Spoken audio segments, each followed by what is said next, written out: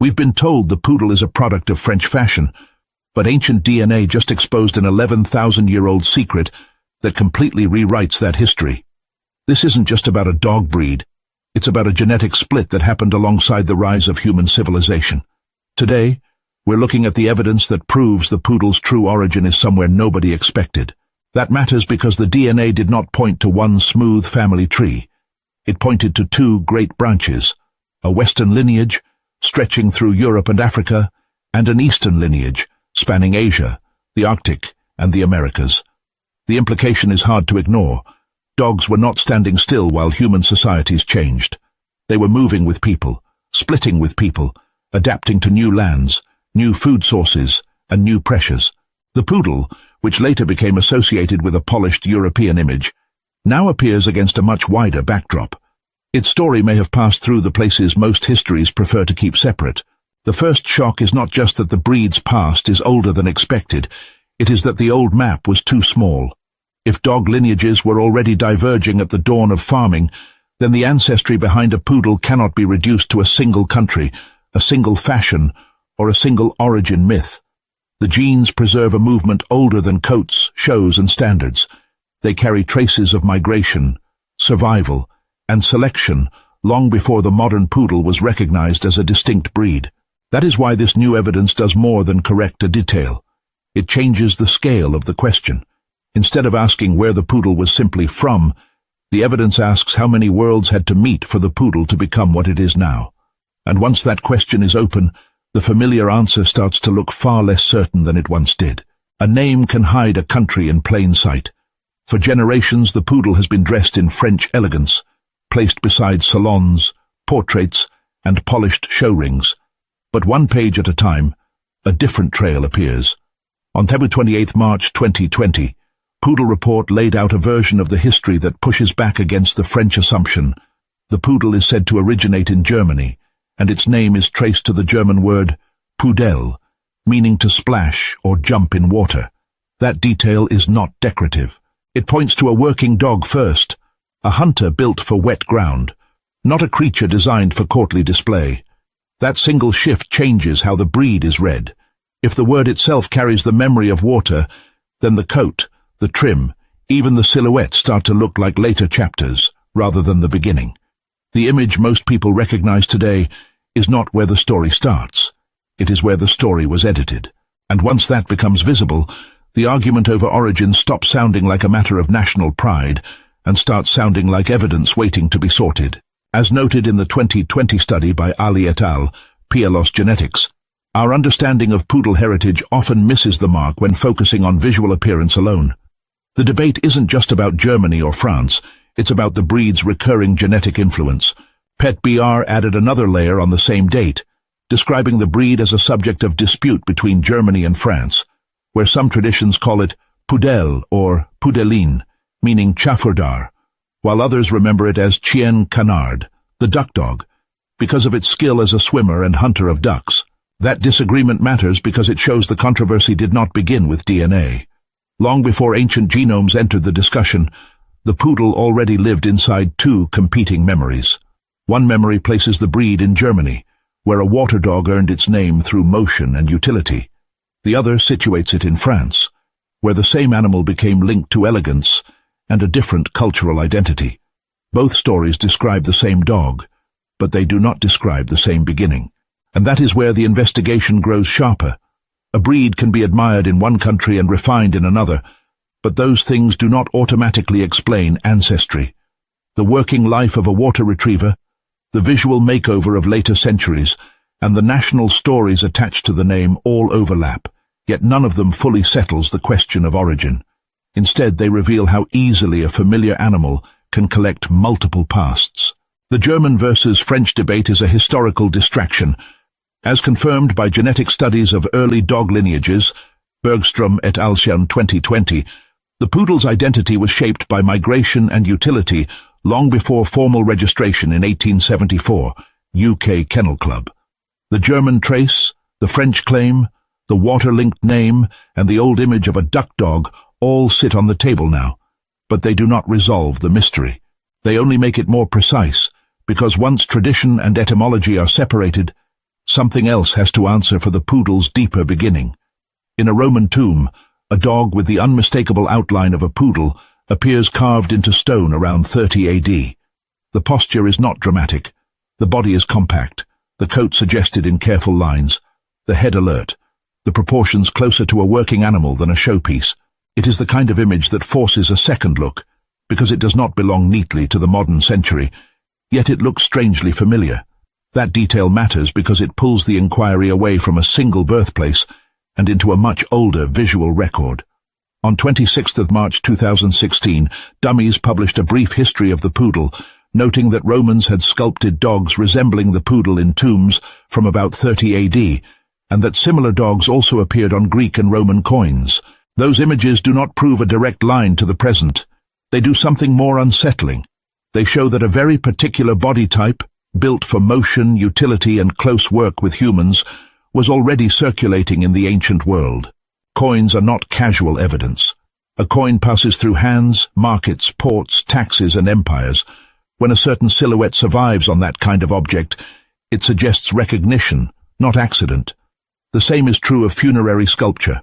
A tomb does not usually preserve a passing whim. It preserves what a culture thought worth fixing in stone. So when the ancient record keeps returning to a dog with a clipped, agile form, the image stops looking decorative and starts looking documentary. And yet the record refuses to be simple. A resemblance is not a pedigree. The ancient images confirm that dogs like this existed, were noticed, and were important enough to represent publicly. What they do not confirm is the uninterrupted chain from those dogs to the later poodle known in Europe. Somewhere between the Roman tomb and the breed recognized centuries later, continuity may have been preserved, broken, or transformed beyond recognition. That uncertainty is the real pressure point. If the ancient world already knew a dog shaped like this, then the old assumption of a neatly recent origin becomes harder to hold. The animal was not invented out of nowhere in one region, one court, or one national tradition. Its form was already alive in memory, stone and metal, long before the modern name settled around it. So the question sharpens again. Were these ancient dogs direct ancestors, distant cousins, or convergent lookalikes created by similar needs in different places? The sculptures and coins answer only part of the riddle, but they change the stakes of it. They suggest that the poodle's history is not just about where a name began. It is about how a working shape survived inside human culture, disappeared from view, then returned with a different identity. That is why the next layer of evidence matters so much. If the ancient record shows the form, the material trail has to show whether that form moved, adapted, and reappeared through time. And once that trail is followed, the familiar image of the poodle becomes harder to treat as a tidy modern invention. In 2003, the sequencing of the poodle genome, Kirkness et al. In Science, revealed profound insights. The breed's genetic closeness to humans, previously highlighted by the sequencing of Shadow, demonstrated that poodles are not just fashion icons, but biological archives of human coevolution, not a metaphor, not a poetic comparison. A measurable genetic closeness that forced the animal out of the safe category of elegant breed and into something far more intimate. A creature whose biology had been shaped beside people for so long that its code still carried the trace of that companionship. That discovery did not erase the earlier clues. It sharpened them. If the breed had already been carrying an older and less European history than the popular story suggested, the genome added another layer beneath the origin debate. The question was no longer only where the poodle first appeared. It was how a dog with such a visible identity could also reveal such a deep biological entanglement with human beings. The answer began to move away from costume, haircut, and national myth, and toward shared survival. A genome does something coins and sculptures cannot do. It does not merely show resemblance. It measures inheritance. So when researchers opened the poodle's full genetic map, they were not looking at a style icon. They were reading a record of selection, proximity, and domestication that had accumulated over thousands of years. The animal's refined outline, the intelligence people prized, the steadiness needed for work in water or in the field, all of it now sat inside a broader biological story. The poodle was not just bred to look a certain way, it had been filtered through generations of human need until its body became a living archive of cooperation. That makes the 2003 report feel more disruptive than it first appears. The familiar image of the poodle as a polished breed is not wrong, but it is incomplete. Beneath the grooming and the prestige lies an older relationship written into DNA itself, and that relationship reaches across species boundaries in a way that is easy to ignore until the numbers force the issue. More than a quarter of its genome aligning with ours does not mean the poodle is part human. It means the history of dogs cannot be separated from the history of the people who lived with them, protected them, chosen them, and remade them. And once that is accepted, the old origin tale loses its simplicity. A breed does not emerge only from a place. It emerges from pressure, preference, and repeated contact. The poodle becomes evidence of that process, a body carrying two timelines at once, one traced through breeding, the other through the long domestic exchange that turned survival into partnership. The surprise is not just that this dog has a deeper ancestry than expected. It is that the path back to that ancestry runs through human life itself, through kitchens, boats, hunting grounds, and homes where an animal was noticed, kept, and slowly transformed. So the genome does more than confirm a connection. It changes the meaning of the connection. What looked like a breed with a neat pedigree now reads like a record of co-evolution, with every generation adding another adjustment, another choice, another reason to keep the line alive. The poodle's story is no longer contained by the country that claimed it or the image that made it famous. Its real inheritance is wider, older, and harder to tidy up. And the next step is to ask how that inheritance was carried forward across movements of people and dogs, until the breed we recognize today finally took shape. A map begins to open where a pedigree used to be.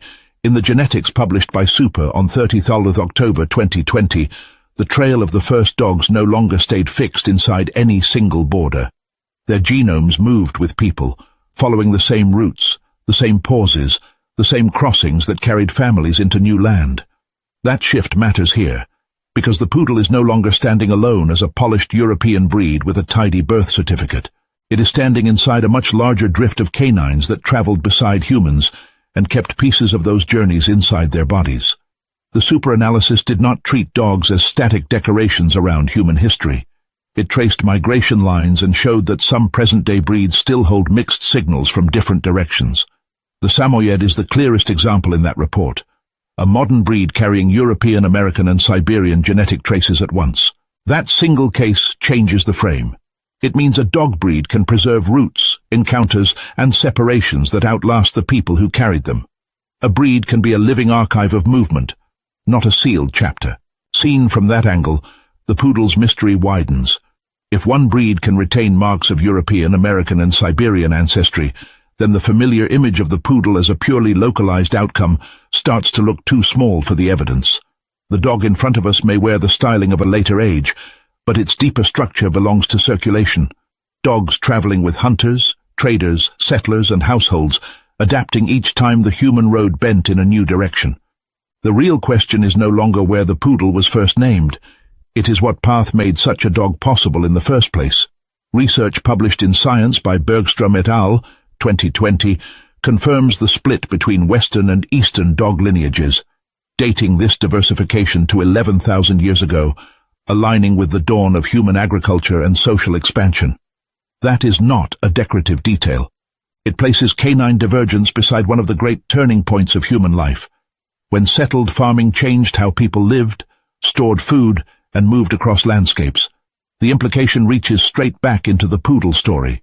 A breed that appears refined and European at the end of the line can still carry the pressure of a much older division in dog populations, one shaped when humans themselves were changing the terms of survival.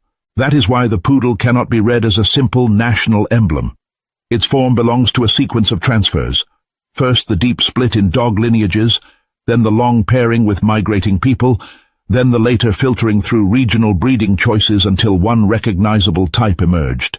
The elegance that made the poodle famous came much later than the forces that prepared it.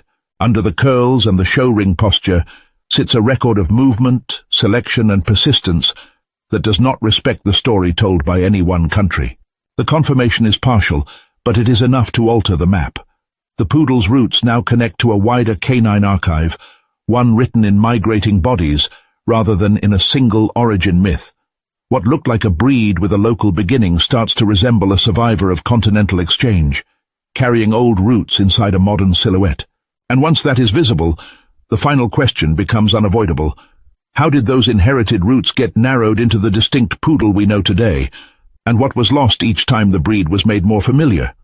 A dog that looks like a compromise can still hide a clear inheritance. On 10th of September 2020, The Guardian reported a study on Australian Labradoodles that changed the way the breed mix had to be read. These dogs, so often presented as a balanced blend of Labrador Retriever and Poodle, turned out to be genetically mostly Poodle, with far less Labrador contribution than their appearance suggested. The result did more than correct a label. It exposed a quiet accumulation of breeding choices over the years, because more Poodles had been introduced into the lineage than anyone looking at the fluffy outline would have guessed. That detail matters, because the surface story is so persuasive. A Labradoodle seems to advertise its origins on sight. One parent in the muzzle, another in the coat, a neat hybrid visible before the animal even moves. But DNA does not care about the image that people prefer. It measures descent, and in this case, descent pointed back toward the Poodle, with a force that was impossible to ignore. What had been treated as a mixed breed with evenly shared identity was, under genetic scrutiny, something far more tilted. The resemblance to the Labrador Retriever survived in the imagination. The deeper accounting belonged elsewhere. The surprise is not simply that a Poodle was present. It is that the Poodle was dominant in a dog many people believe to be defined by balance. That overturns a comfortable assumption about hybrid animals, that the name tells the whole composition. Here, the name became only a rough convenience, while the genome kept a stricter record. The result pulls the Poodle out of the background of a fashionable cross and places it at the center of the story. It also shows how modern breeding can keep changing the meaning of a dog long after the first pairing is forgotten. Seen that way, the Labradoodle study becomes more than a curiosity about a designer breed. It becomes evidence that the Poodle's genetic reach extends into places where its influence is easy to miss. The breed can appear as an ingredient, a helper, a stylistic choice, yet the DNA reveals how deeply it can shape what later looks like something else. A dog may wear another identity on the outside and still carry a Poodle majority inside its cells. That is a far stranger inheritance than any simple origin tale. The deeper implication is that ancestry is not always where the eye expects it to be. The Australian Labradoodle did not just add another chapter to the Poodle's reputation. It showed a hidden pattern of repetition, in which Poodles were repeatedly folded into a developing line until the blend stopped looking like a one-time experiment and started reading like a genetic pull that kept returning. A familiar cross suddenly became a signpost. Follow it closely enough, and the question shifts from what a dog appears to be toward how many times the same ancestral thread has been quietly pulled back through the breed. That is why the finding sharpens the larger mystery instead of closing it. If a dog can seem mixed while being overwhelmingly Poodle in its genetic makeup, then visual identity is only the most unstable part of the record. The curls, the posture, the public label all sit above a deeper history that breeding can disguise for years.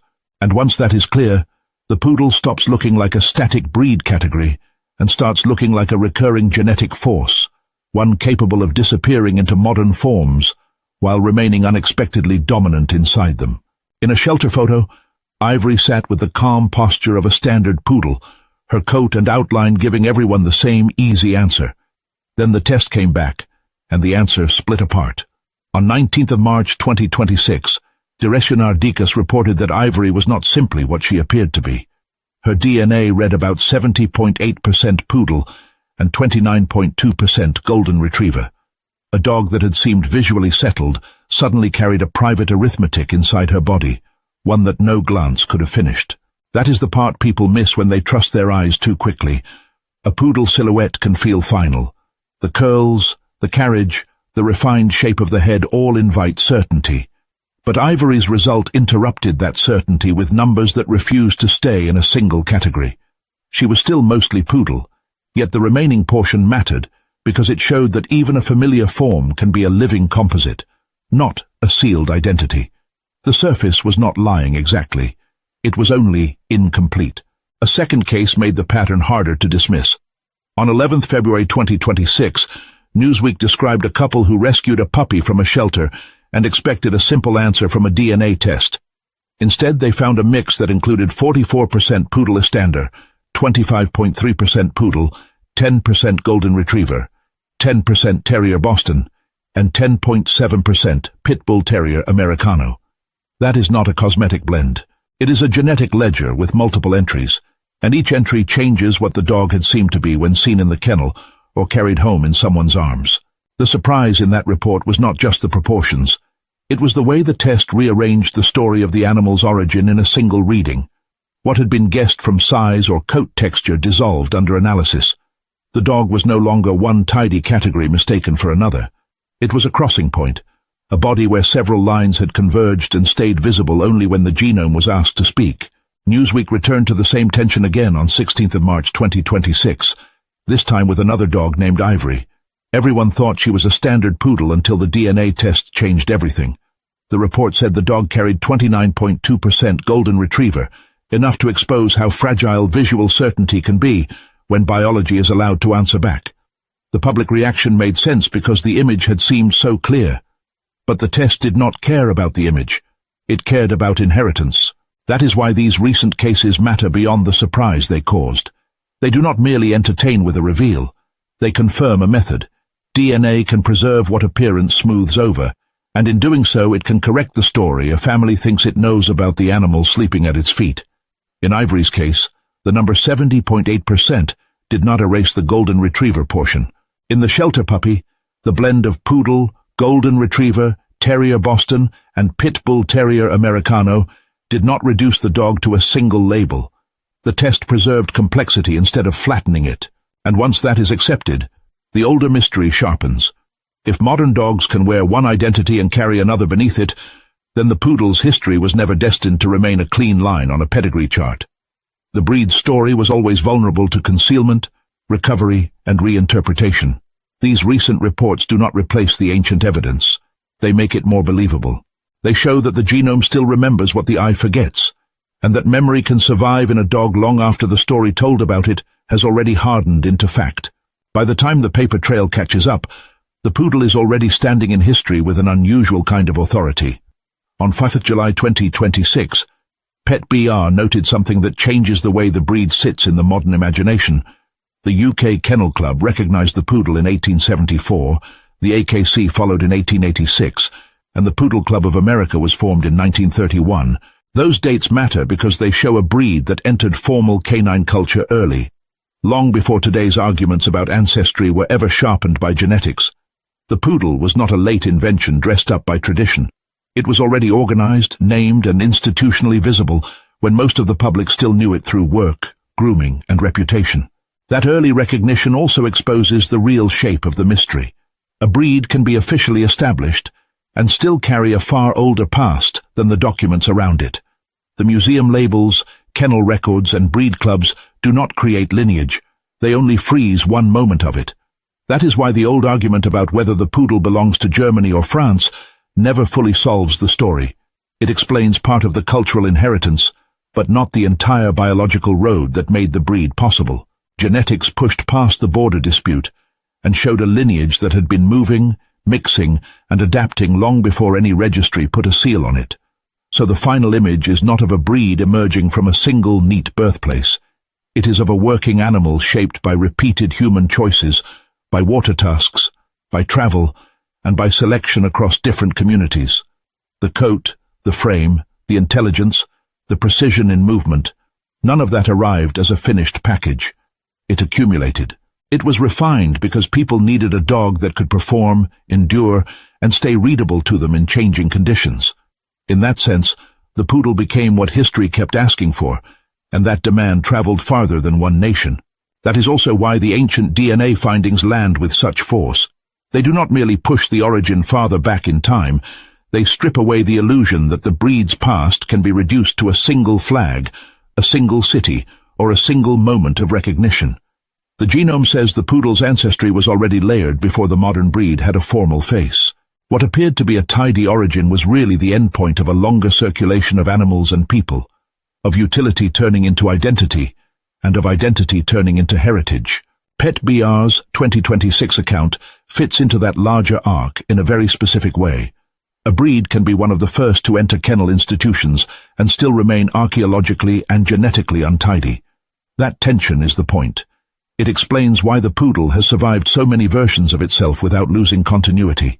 The dog that moved through wetlands, the dog fixed by clubs in 1874 and 1886, the dog organized into the Poodle Club of America in 1931, and the dog read by ancient DNA today are not separate stories.